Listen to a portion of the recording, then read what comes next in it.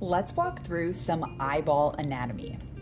First, when we look at this outer portion of the eye, the most external layer or tunic of the eye is called the fibrous tunic. And it is composed of the sclera, which is the white portion of the eyeball, making up the vast majority of this fibrous layer, and this clear window to the eye, which is called the cornea. Just deep to this fibrous layer, we have the vascular layer.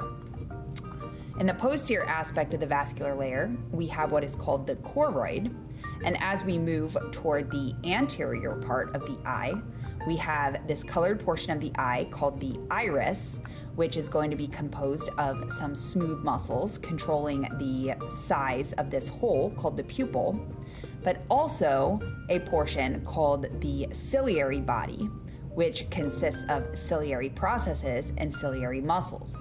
The ciliary muscles are going to tug on the suspensory ligaments that are ultimately going to connect to the lens, which is going to help with controlling the shape of the lens, very important in focusing light onto the retina. When we remove or look one layer deeper to the vascular, or that middle layer, that is when we reach the inner layer of the eye, and that is the neural layer.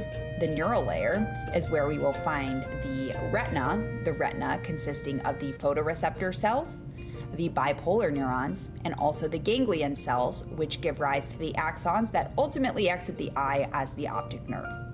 A little bit about eyeball anatomy. We can see the area where the optic nerve would exit at the back of the eye. That is called the optic disc, also known as the blind spot because it disrupts the retina in that area. Therefore, we don't have any photoreceptors in that area, and that means it is a blind spot.